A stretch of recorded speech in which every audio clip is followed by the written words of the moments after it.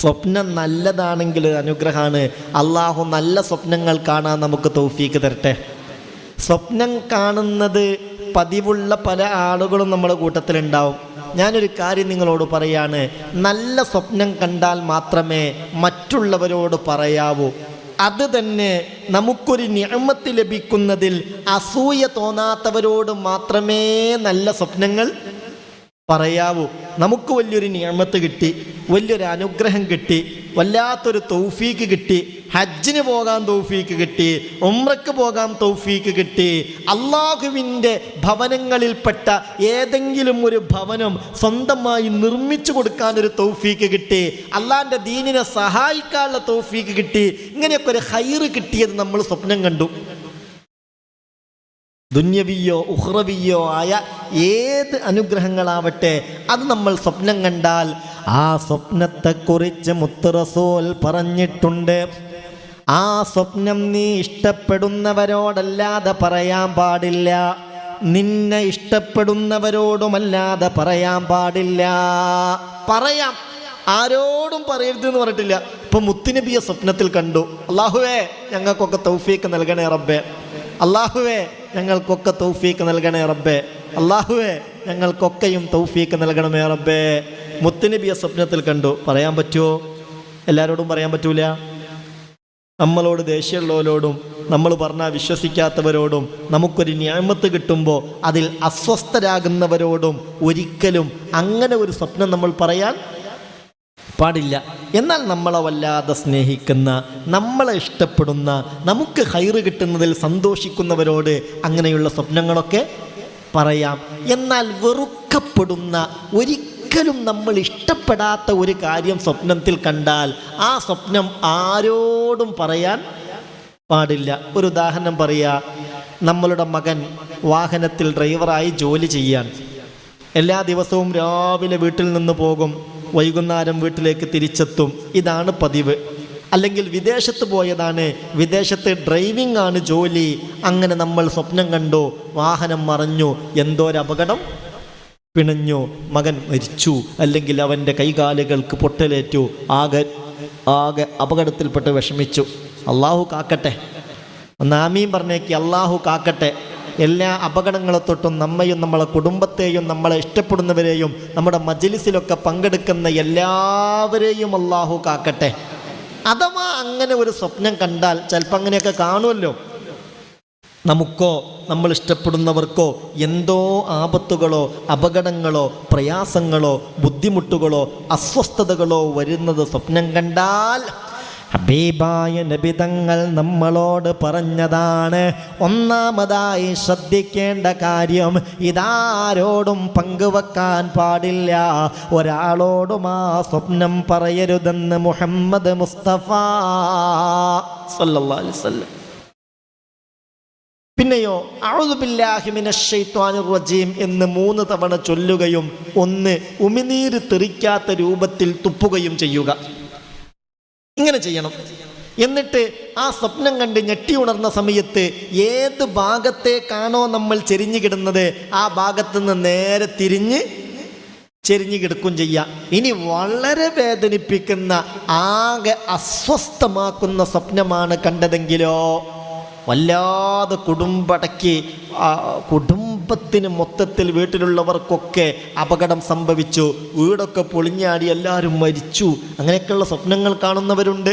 പലരും പലപ്പോഴും വന്നിട്ട് പറയാറുണ്ട്, ഉസ്താദേ കടന്നുറങ്ങാൻ തന്നെ ബേജാറാ, എന്താ വിഷയം എന്നറിയോ, ഓരോ സ്വപ്നങ്ങൾ കണ്ടിട്ട് വല്ലാത്ത അസ്വസ്ഥതയാണെന്ന് പറയുന്നവരുണ്ട്. അള്ളാഹു ദുസ്വപ്നങ്ങൾ കാണുന്നതിനെ തൊട്ട് നമ്മളെ കാക്കട്ടെ. പേടിപ്പെടുത്തുന്ന സ്വപ്നങ്ങൾ കാണുന്നതിനെ തൊട്ട് നമ്മയും കുടുംബത്തെയും അള്ളാഹു കാത്തുരക്ഷിക്കട്ടെ. അഥവാ അങ്ങേയറ്റം പ്രയാസപ്പെടുത്തുന്ന ഏതെങ്കിലും ഒരു സ്വപ്നം നിങ്ങൾ കണ്ടാൽ നിങ്ങൾ ചെയ്യേണ്ടത്, വല്ലാതെ പ്രയാസപ്പെടുത്തുന്നതാണെങ്കിൽ വേഗം എഴുന്നേറ്റ് ഉളുവെടുത്ത് 2 റക്അത്ത് നിസ്കരിക്കട്ടെ. എന്നാൽ എല്ലാ ഷർറിൽ നിന്നും രക്ഷപ്പെടുമെന്ന് മുഹമ്മദ് മുസ്തഫ സല്ലല്ലാഹു അലൈഹി വസല്ലം.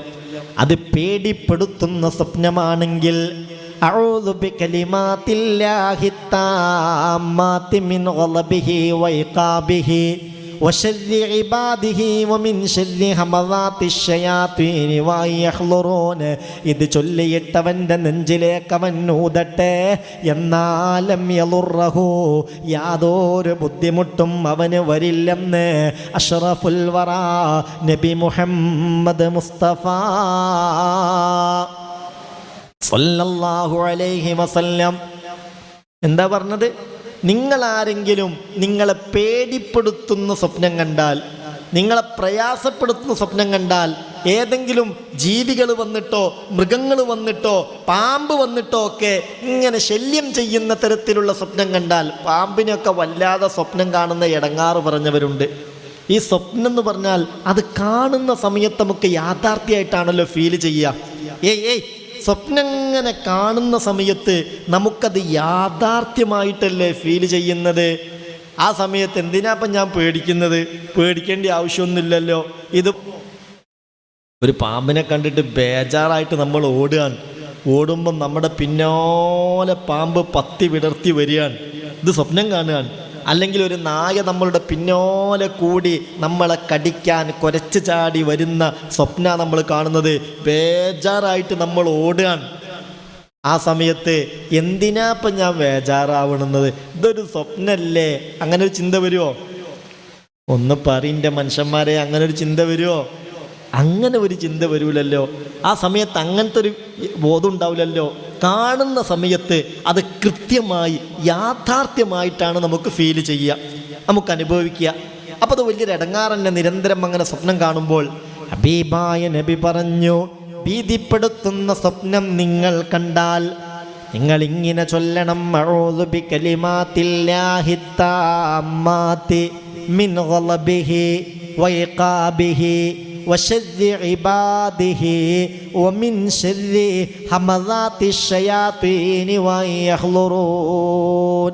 ഇതൊക്കെ പഠിച്ചു വെക്കേണ്ട അപൂർവം അഭയപ്രാർത്ഥനയിൽപ്പെട്ടതാണ്. നമുക്കൊന്ന് പഠിക്കാൻ നമ്മൾ ശ്രമിക്കണം. പഠിക്കാൻ ശ്രമിക്കുക എന്ന് പറഞ്ഞാൽ അത് എഴുതി വെക്കുക, എന്നിട്ട് പറ്റുമ്പോഴൊക്കൊന്ന് എടുത്ത് വായിച്ചു നോക്കുക. ആവർത്തിച്ചത് ചൊല്ലലോടുകൂടെ അത് ഓട്ടോമാറ്റിക്കായി നമ്മുടെ മനസ്സിലേക്ക് പതിയും. അള്ളാഹു കാര്യങ്ങളൊക്കെ നന്നായി പഠിക്കാനും ഉൾക്കൊള്ളാനുമുള്ള തൗഫീക്ക് നമുക്ക് നൽകട്ടെ. എല്ലാ അർത്ഥത്തിലുമുള്ള വിജയവും സന്തോഷവും സലാമത്തും അല്ലാഹു നൽകട്ടെ. നല്ല നല്ല സ്വപ്നങ്ങൾ കാണാനും ആ സ്വപ്നം കൊണ്ട് സന്തോഷിക്കാനും, നുബൂവത്തിൻ്റെ 40 ഭാഗത്തിൽ ഒരു ഭാഗമാണ് സ്വപ്നമെന്ന് മുത്ത് റസൂൽ പറഞ്ഞില്ലേ, ആ നിലയിൽ അതുകൊണ്ട് വിജയിക്കാനും അല്ലാഹു തൗഫീക്ക് നൽകട്ടെ. ഏറെ ഭീതിപ്പെടുത്തുന്നതാണെങ്കിൽ ഞാൻ പറഞ്ഞതുപോലെ എഴുന്നേറ്റ് 2 റക്അത്ത് ഉളു എടുത്ത് 2 റക്അത്ത് നിസ്കരിക്കുക. എന്നാൽ ഈ സ്വപ്നം കൊണ്ട് ഒരു പ്രയാസവും നിങ്ങൾക്ക് വരില്ല എന്ന് മുഹമ്മദ് മുസ്തഫ സല്ലല്ലാഹു അലൈഹി വസല്ലം. എന്നാൽ അമ്പിയാക്കൾ ഒരിക്കലും പേക്കിനാവ് കാണില്ല. അമ്പിയാക്കൾ കാണുന്ന സ്വപ്നമൊക്കെ വഹിയാണ്. റുഇയൽ അംബിയാഇ വഹിയുൻ. അമ്പിയാക്കളുടെ സ്വപ്നം പോലും വഹിയാണ്. ഖാല റസൂലുള്ളാഹി സ്വല്ലല്ലാഹു അലൈഹി വസല്ലം. ശ്രദ്ധിക്കണേ. അപ്പം ഞാൻ പറഞ്ഞൊരു സംഗതി, അനുഗ്രഹം ഉണ്ടാവുന്ന, സൗഭാഗ്യം നമുക്ക് ലഭിക്കുന്ന, സന്തോഷം നമുക്ക് പകരുന്ന സ്വപ്നങ്ങൾ കണ്ടാൽ അതെല്ലാവരോടും ഇങ്ങനെ പറയാൻ നിൽക്കണ്ട. ഇപ്പം യൂസുഫ് നബി അലൈഹി സ്വലാത്തു വസ്സലാം ഒരു സ്വപ്നം കണ്ടല്ലോ. റഅയ്തു 11 കൗകബൻ വശംസ വൽ ഖമറ കുല്ലുൻ ലി സാജിദീൻ. വിശുദ്ധ ഖുർആൻ നമ്മളോട് പറയുന്നുണ്ട്, യൂസുഫ് നബി ചെറിയ മകനായ സമയത്തൊരു സ്വപ്നം കണ്ടു. 11 നക്ഷത്രങ്ങൾ താഴേക്ക് ഇറങ്ങി വരികയാണ്. വശംസ വൽ ഖമറ, സൂര്യനും ചന്ദ്രനും താഴേക്ക് ഇറങ്ങി വരികയാണ്. എന്നിട്ട് കുല്ലും ലി സാജിദീൻ,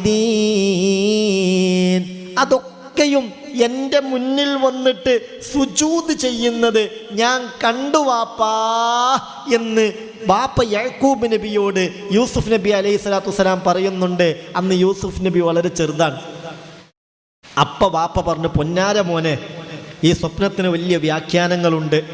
ഞങ്ങളെല്ലാവരും, ഞാനും നിൻ്റെ ഉമ്മയും നിന്റെ സഹോദരന്മാരെല്ലാവരും അവസാനം നിന്റെ കീഴിൽ വരും, നിന്റെ മുന്നിൽ വന്ന് സുജൂദ് ചെയ്യേണ്ടി വരും. അതാണ് ഈ സ്വപ്നത്തിൻ്റെ വ്യാഖ്യാനം. ഒരു കാരണവശാലും ഈ സ്വപ്നത്തിൻ്റെ വ്യാഖ്യാനം നിന്റെ സഹോദരന്മാർ, ഈ സ്വപ്നം നിന്റെ സഹോദരന്മാരോട് പറയരുത്. പറഞ്ഞാൽ അസൂയ കൂടിയിട്ട് അവർ നിന്നെ നശിപ്പിക്കാൻ ശ്രമിക്കുന്ന ബാപ്പ നേരത്തെ ഉപദേശിച്ചു. പക്ഷേ ഇതെല്ലാം ആ സഹോദരന്മാരിൽ ഒരാൾ കേട്ടിരുന്നു. അവർക്ക് യൂസുഫ് നബിയോട് വലിയ അസൂയയുണ്ടായി. അവസാനം കൊണ്ടുപോയി പൊട്ടക്കിണറ്റിട്ട കഥയൊക്കെ അറിയാമല്ലോ. അപ്പം ശ്രദ്ധിക്കണം, സ്വപ്നമാണെങ്കിൽ പോലും എല്ലാം ആരോടും എപ്പോഴും എങ്ങനെയും പറയാമെന്ന് ധരിക്കരുത്. നല്ല സ്വപ്നം നമ്മളെ